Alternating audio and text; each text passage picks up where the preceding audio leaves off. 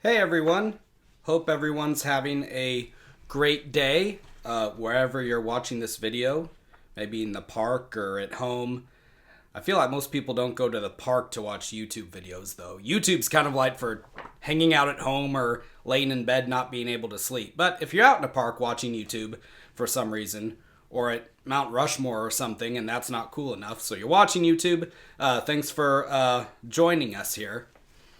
I decided that for this third vlog that's all about my process that I'm going through with writing this novel, The Wintrov Angel, I wanted to share with you all just a couple of pages from the first chapter. Because, as I've said before in previous videos, I'm planning on having the first section of the novel come out somewhere toward the start of this summer in a couple of months. But until then, I want to give you a little taste, just a little bit of what the story's like, who some of the main characters are, and to just kind of, I guess, whet your appetite. Hopefully, if I can be that ambitious, maybe this video will make you think, not really that interested in the story after getting the first scene. But either way, I suppose it would be in your best interest to watch it, to decide if you want to watch more videos or just tune out altogether. But, yeah, I just want to read the first scene here. It's a couple of pages from chapter 1, which I've titled The Midnight Escapade. And, yeah, I'll just share this and let me know what you think in the comments. And if you like the video, please go ahead and share it too. I should have brought a drink or something in here, a cup of coffee or something, but we'll have to do this without liquid aid. Okay, so chapter 1, The Midnight Escapade. Wake up, Lori. The urgent voice summoned her from balmy summer dreams back to the darkness of her frigid bedchamber. Pulling the covers tightly about her shoulders against the chill draft, Lorelei Merriwell turned her face into her pillow and determined to ignore the interloper's voice. Perhaps there was still time to reclaim the fleeting dream. Rambling upon the sunlit moorlands, through tall grass and clusters of heather and gorse, chasing after the straw-brimmed hat that the wind had snatched from her head, looking back now and then into the warm, once familiar gaze of her mother. She strained to return to that memory, to that dream, but in vain. A delicate hand shook her arm. "Lori, please, wake up." "Leave me be," she murmured. "Just this once. I'll not bother you again. Please."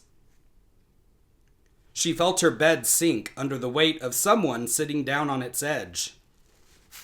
In a fit of pique, she kicked the intruder off, but sat up nevertheless, clinging to the covers more tightly than ever. The tip of her nose and ears were numbed by the frosty air. She could make out her own breath as little white puffs in the darkness before her. "Well?" she demanded testily. In the dim light, she discerned her younger sister, Katerina Merriwell, standing in her nightgown and wringing her hands in an abashed manner. At 14, the girl was too old to be disturbed by nightmares, but often the morbid reflections of her waking hours would move her to such a state of agitation that she had to be cooed and coaxed back into tranquility like a newborn baby. Though she had always been prone to nervousness, these frantic episodes had become more frequent after the death of their parents from the winter fever last December, almost a year ago to the day. At the recollection of her parents, and of the pitiable scene that Katerina had made in the fetid death chamber, pale face, streaming tears, clinging to the limp arm of their mother as the doctor attempted to lead her away, Lorelei mustered the patience to await her sister's explanation. "I saw a shadow," Katerina began, Oh, it's the dead of night. You saw no such thing. It's a full moon, Lori. Just look, Katerina protested, pointing toward her room's single window. Indeed, now that she was fully awake, the icy pale light from outside cast myriads of disjointed shadows all across the bedchamber. It passed before my vision as I lay there, staring up at the ceiling, willing sleep to come. You know how hard it's been for me to... Anyway, it crept right by. Not the shadow of an owl or an elk, but a man. And on its head, I recognized the fur cap that it wore. The one strap was always loose and dangled, you know. Do you think... She hesitated, as if anticipating and dreading her sister's scorn. Do you think it's Papa? That would be some trick, Lorelei said, but with more sympathy in her tone than ridicule. Clearly, the near anniversary of the tragedy was weighing on Katerina's mind as well. Any number of woodsmen wear just the same kind of cap as Papa did. Or maybe Adric stepped outside to tend to something. He wears that cap sometimes as well. Since when do woodsmen pass by our way? Katerina objected heatedly. And Adric never leaves the cottage at night. If he had, I would have heard him. If we're not careful, he'll hear us, Lorelei cautioned. Their older brother and guardian, Adric Merrywell, was not a sound sleeper. He had gone to bed in a foul mood, from news he had gathered in Brookton Village earlier that day, and she did not want to prolong his mood by waking him up in the middle of the night. You remember what Mama used to say? Katerina continued at a lower volume. The ghosts of the departed pass through this very same world that we inhabit, like wind through the rushes. She said we would see them sometimes, when the timing is just right and our hearts are open, but that they would appear as no more than shadows to us.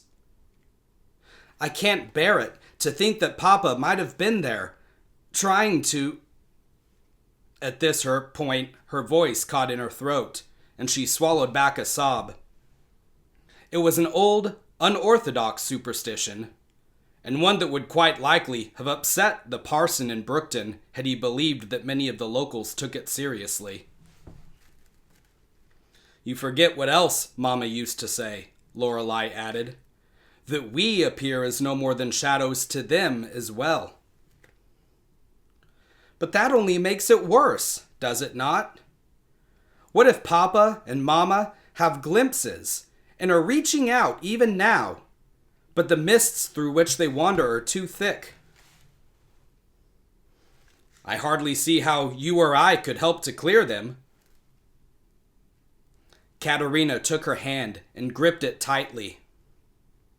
A sickening clarity occurred to Lorelei as it suddenly dawned on her what request her sister was about to make. Why she had woke her in the first place. We can meet them where the mists are thinnest, Lori. We can meet them at Edder's Pond. In spite of her resolution to remain patient, a frustrated groan passed through Lorelei's lips, and she fell back onto her pillow. She felt that Katerina was treating her monstrously unfair. It was one thing to lend a consoling ear to her sister from the comfort of her bed, but quite another to go tramping through the woods well past midnight, all in order to set her mind at ease. A curious legend had grown up around Edder's Pond, which lay deep in the southeastern fringe of the Brookwoods, about a mile from their cottage. Woodsmen and travelers scarcely ventured that way, for the terrain grew boggy. But for generations it had been the favorite haunt of the local thrill-seeking children, especially at sundown, when remnant streamers of light still pointed the way back home through the trees. None remained after dark, though it was only then that the strange effect occurred to which the pond owed its eerie reputation.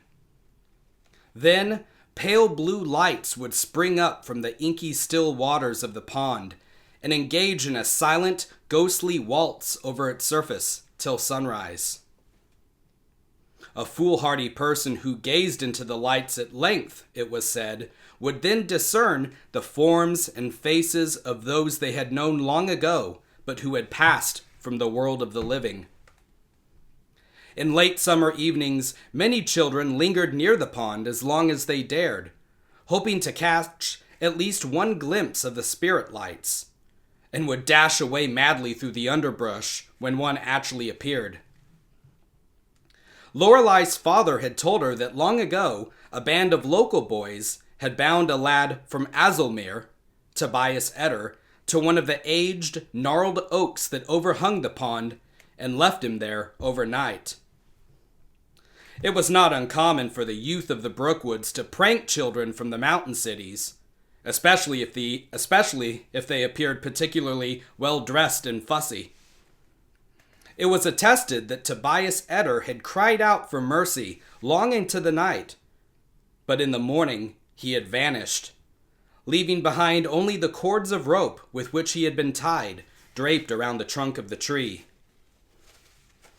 "Now, let's turn it over, Lori," her father had said, as he often did during the early years of her education. "Do you believe this tale or not? Be sure to give your reasoning." After some thought, she concluded, "I'd say it's a tall tale. What use would spirits have for a frightened city boy?" "Perhaps they gobbled him up," Armin Merriwell then said, his eyes twinkling. "With what teeth, Papa? Spirits have no teeth," she replied with a laugh. Her father had laughed as well, patting her head and pressing a shiny coppence into her hand. Sometimes he would give her a coppence, sometimes a sugar stick, but she had always been rewarded when he was pleased with her answers. At the time, she had felt puffed up and superior to any fright that ghostly legends could possibly cause her.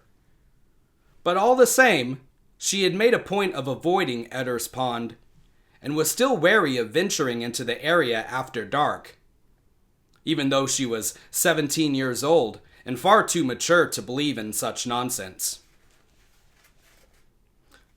"Go to bed, Caddy," she said now, tearing her hand from her sister's grasp. "I've told you before, I'll not go down to that pond, especially not on a freezing night like this." "I'll have no rest otherwise. Please, if you love me." "If you love me, you'll let me have my own rest," Lorelei growled. A pause ensued, followed by, "I'll go on my own if I have to. And you know how I get turned around. And I heard wolves last night." "If you step foot out of this house, I'll wake Adric myself," Lorelei threatened. Then came another pause, during which Katerina weighed the sincerity of the threat. Then, "You would not." "No, I wouldn't. She has me there," Lorelei thought. On his best days, Adric was short-tempered, and apt to scold at what he perceived to be childish blather.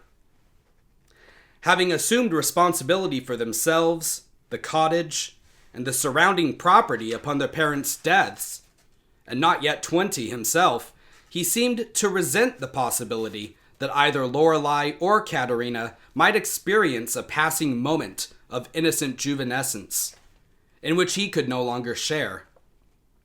No, Adric mustn't be disturbed for such a trifling reason. Perhaps a good draught of wintry air would extinguish Katerina's heated imagination. Lorelei knew her sister to be impulsive but changeable. She couldn't imagine her freak desire to see the ghosts of their parents would last much farther out than beyond the garden gate. She nuzzled even deeper into her pillow, her toes curling beneath the sheets in delight of the warmth which she was working herself up to abandon. venturing out into the night was the last thing she wanted to do. But if there was no other way to keep peace in the household, then so be it. She threw back her covers and sprang out of bed quickly, murmuring, "Go dress, then." A grateful sigh escaped Katerina's lips as she embraced her and then hastened out of the room, giving no heed to how loudly she was bounding down the hall, while Lorelei lit a candle and went over to her wardrobe. The timber rafters above gave a strained creak as a strong blast of wind rushed against the aged frame of the cottage, as if to warn her from what she was planning to do. So, that's the first scene of the novel. It's nowhere near the end of the first chapter, but I wouldn't want this video to go on too long. Let me know what you think. I hope my reading voice was at least somewhat presentable. I have two female characters talking, and I'm not even going to try to do like the fake girl accent, whatever that would be. Is it an accent? The modulation, I guess, of a female voice. But why is my laptop bouncing around? Did you guys see that? Was it doing that the whole time? If so, sorry. But yeah, that's the first scene of the first chapter. It introduces two of the main characters of the story directly, Lorelei and her younger sister, Katerina. And it also mentions Adric, their older brother, who's also a very important character in the story, as you'll see in later videos and when this book starts to come out. So, thank you very much for your time. Looking forward to seeing you again in the next video. And that's it. See ya.